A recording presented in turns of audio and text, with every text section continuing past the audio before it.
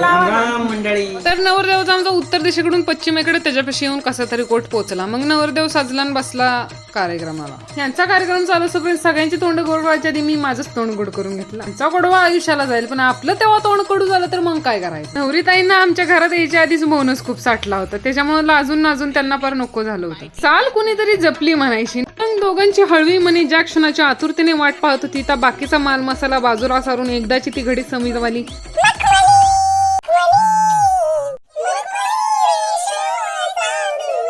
आता जबरदस्ती आयुष्याला जाणार. मग बामन काकाने आपलं गटोळा आवारलं आणि चालले घराकडे. ह्यांचं फोटोशूट काय याड पाळल्यागत संपतच नव्हतं. मग आपण पहिलं फोटा शी इज ब्राईड बेस्टीज आणि हा तिचा कारनामा, जी किती लपवायचा प्रयत्न करत होती पण आपल्याला सातारकर बोलतात त्याच्यामुळे विषय हा.